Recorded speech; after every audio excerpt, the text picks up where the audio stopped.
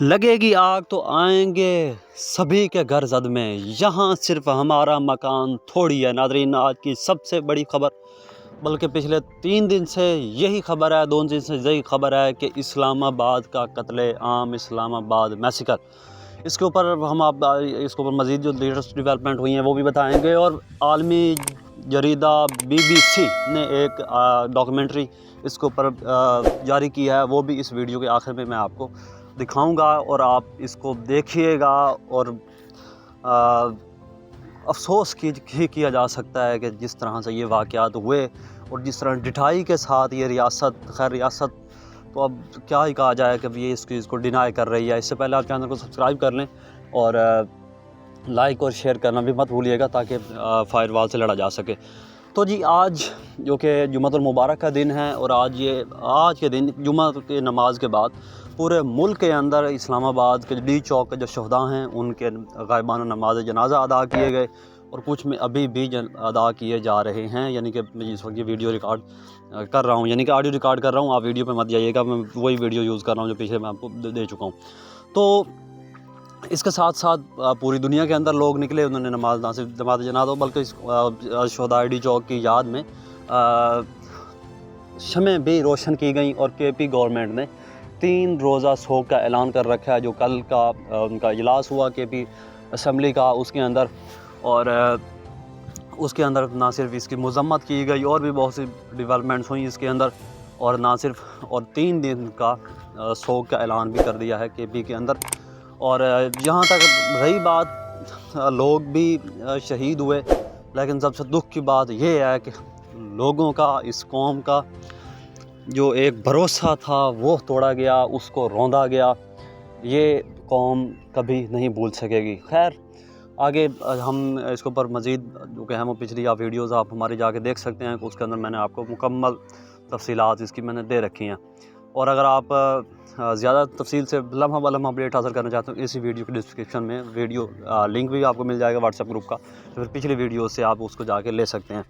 تو اب جی ہم چلتے ہیں کہ جس طرح سے اس واقعے کو سبوتاج کرنے کی کوشش کی جا رہی ہے میڈیا کے اوپر، تحریک انصاف کے انٹرنل معاملات کو چھیڑ کے، اور فلاں نے استعفیٰ دے دیا، فلاں نے استعفیٰ دے دیا، آپ نے اس سب کے اوپر نہیں جانا۔ اس وقت سب سے بڑا معاملہ یہ ہے کہ آپ اسلام آباد کے جو قتل عام ہوا ہے اس کو دنیا کے سامنے اجاگر کریں، اور ان کی باتوں میں نہ آئیں۔ وہ PTI کے معاملات تھے، وہ جب معاملات ہوں گے وہ دیکھے جائیں گے، لیکن فی الحال PTI کو، قوم کو اس کے متحد ہو کے اس کا مقابلہ کرنا ہے۔ اور جو لوگ آج، یہ آپ عظمیٰ بخاری کو دیکھ لیں، باقی جن کو دیکھ لیں، عطا تارڑ کو دیکھ لیں، جو کہ آج شادیاں بجا رہے تھے جی کہ یہ ہو گیا، ہم جس طرح میں نے شروع میں شعر پڑھا ہے کہ لگے گی آگ تو آئیں گے سبھی کے گھر زد میں، یہاں صرف ہمارا مکان تھوڑی ہے۔ یہاں پہ صرف PTI موجود نہیں ہے، لوگوں کا آئینی حق تھا پرامن احتجاج کرنا، جس کو کے اوپر گولیاں برسائی گئیں سنائپر کے ذریعے جیسے بھی، اور لوگوں کو مارا گیا، قتل کیا گیا، شہید کیا گیا۔ اور نہ صرف اب ان کو دباؤ ڈالا جا رہا ہے لوگوں کے اوپر کہ ہم آپ کو ان کی لاشیں نہیں دیں گے، پوسٹ مارٹم نہیں کیا جا رہا، اسپتالوں کے بعد ریکارڈ ضبط کیا جا رہا ہے، ہاسپٹل کے باہر پولیس کھڑی ہے، ڈاکٹرز کو پریشر ہے۔ یہ سب کچھ میں آگے جو کہ وہ آپ کے سامنے BBC کی ڈاکومنٹری رکھوں گا تو اس میں آپ اس کو ملاحظہ کر سکیں گے۔ تو یہ صرف PTI آج فیس کر رہی ہے، کل کوئی اور جماعت بھی ہو سکتی ہے، جو کم از کم بندہ کسی کے حق میں نہ بول سکے۔ اگر کہیں مر جاتا ہے، کوئی کسی کی وفات ہو جاتی ہے، تو موت کے اوپر بڑے سے بڑا دشمن بھی خاموش ہو جاتا ہے، اس کے اوپر طنز نہیں کرتا۔ یہاں پہ تو خیر سے یہ شادیانے بجا رہے ہیں، اور اللہ نہ کرے ان کے اوپر بھی یہ وقت آئے۔ ماؤں کے لخت جگر جو لوگ آئے ہوئے تھے وہ شہید ہوئے، وہ اس یقین پہ آئے ہوئے تھے کہ ان کی ریاست ان کی ماں جیسی ہے، لیکن یہ تو خیر کلیجہ چبانے والی ڈائن ثابت ہوئی، اور وہ اس یقین پہ آئے ہوئے تھے ہمیں ریاست کچھ نہیں کہے گی۔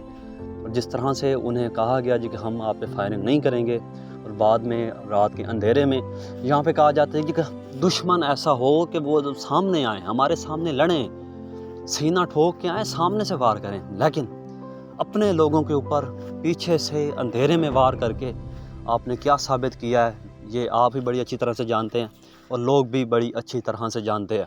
تو بغیر کوئی وقت ضائع کیے دیکھیے بی بی سی اس معاملے کے اوپر کیا کہہ رہا ہے، اور وہ لوگ جو کہہ رہے ہیں کہ ایک گولی بھی نہیں چلی، وہ آپ یہ ملاحظہ فرمائیے۔ پہلے دا گارڈین اس کے اوپر دے چکا ہے، ایک آرٹیکل شائع کر چکا ہے، اب بی بی سی نے آرٹیکل کل شائع کی تو اب یہ مکمل ڈاکومنٹری آ چکی ہے، ملاحظہ فرمائیے۔ مزید جاننے کے لیے بی بی سی نے اسلام آباد کے 2 سرکاری اسپتالوں کا رخ کیا۔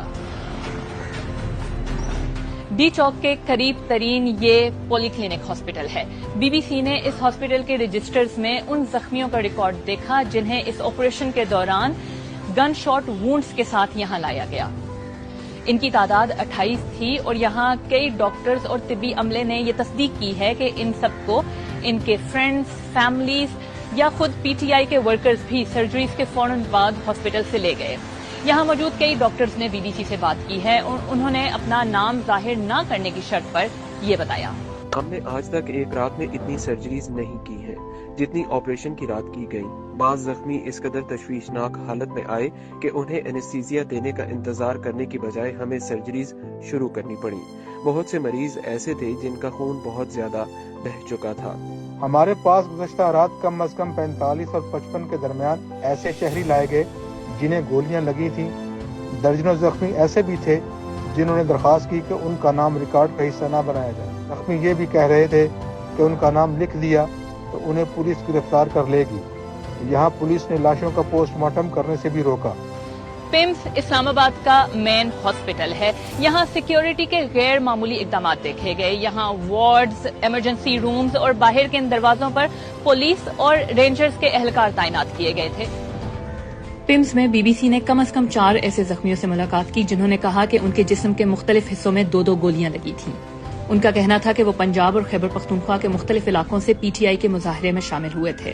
ان دونوں ہسپتالوں میں زخمیوں نے اپنے اکاؤنٹس شیئر کیے۔ میں اپنے شوہر اور بہن کے ساتھ جنا ایونیو پر فلائی اوور کے نیچے گاڑی میں تھی اور میرے شوہر گاڑی سے باہر تھے۔ اچانک فائرنگ کی آواز آئی۔ میں نے سوچا یہ آنسو گیس کی شیلنگ والی فائرنگ ہوگی۔ لوگ بھاگ رہے تھے۔ پھر مجھے اپنے شوہر نظر آئے۔ وہ دونوں ہاتھ سڑک پر رکھے گھٹنوں کے بل ایسے بیٹھے ہوئے تھے۔ میں ان کی طرف بھاگی۔ ہر طرف فائرنگ ہو رہی تھی۔ صرف چیخیں تھیں، بس صرف چیخیں۔ ہر بندہ اپنی جان بچانے کے لیے بھاگ رہا تھا۔ وہ قیامت تھی، جیسے جنگ ہو رہی ہو۔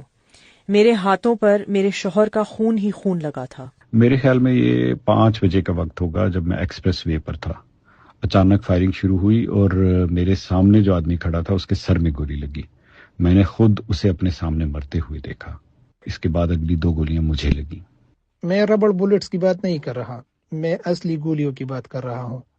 میں نے خود اپنے ہاتھوں سے درجنوں زخمی لوگوں کو ایمبولینس میں ڈالا اور یہاں اس ہسپتال میں پہنچایا ہے۔ آج یہ کیسے کہہ سکتے ہیں کہ ان کے پاس زخمی نہیں ہیں؟ میں جب گھر سے نکلا تھا تو مجھے پتا تھا کہ یا تو عمران خان کو واپس لائیں گے یا گولیاں کھائیں گے۔ ان ہاسپٹلز میں ڈاکٹرز اور طبی عملے کی جانب سے یہ دعویٰ کیا گیا کہ پولیس حکام نے انہیں لاشوں کا پوسٹ مارٹم کرنے سے روکا۔ یہاں موجود مریضوں کے لواحقین نے یہ الزام بھی لگایا کہ ہسپتالوں کی انتظامیہ انہیں مریضوں کی میڈیکل فائلز تک رسائی نہیں دی رہی ہے۔ بی بی سی نے ان تمام الزامات سے متعلق اسلام آباد پولیس، پولی کلینک کی انتظامیہ اور یہاں پمس کی ایڈمنسٹریشن سے رابطہ کیا۔ پمس انتظامیہ نے کہا ہسپتال میں تمام زخمیوں کا علاج کیا جا رہا ہے، تاہم انہوں نے دیگر سوالوں کا جواب اب تک نہیں دیا۔ لیکن اسلام آباد پولیس اور پولی کلینک کی جانب سے لاشوں کے پوسٹ مارٹم اور پولیس کے دباؤ سے متعلق کوئی جواب نہیں دیا گیا۔ اسی تمام انفارمیشن کے بارے میں بی بی سی سے بات کرتے ہوئے حکومتی وزیر عطا تارڑ نے تمام الزامات کی تردید کی اور اسے پروپیگنڈا قرار دیا۔ جی تو ناظرین، آپ نے یہ ڈاکومنٹری ملاحظہ فرمائی، اس کے اندر آپ صاف صاف دیکھ سکتے ہیں کہ گولیاں چلی ہیں۔ ان کا دعویٰ یہ تھا جی کہ ہم نے ایک گولی بھی نہیں چلائی۔ یہ کیسے ہوا کہ اس کا کوئی ذمہ دار ہے، کسی کو سزا ملے گی یا نہیں ملے گی، یہ آگے آنے والی بات ہے۔ لیکن آپ سب نے اس معاملے کو ٹھنڈا نہیں ہونے دینا۔ اس کے اوپر کہا جائے گا جی کہ پی ٹی آئی کے اندر اختلافات ہیں، بشرا بیگم نے یہ کیا، اس کے عدد نے یہ کیا، فلاں صنف آ گیا۔ آپ نے اس بات کو اٹھا کے رکھنا ہے، ٹھنڈا نہیں ہونے دینا۔ انشاءاللہ العزیز ڈی چوک کے شہداء کو انصاف ملے گا۔ جس طرح سے لوگوں نے عمران خان سے محبت کا اظہار کیا وہ ان پریسیڈنٹڈ ہے۔ خدا حافظ۔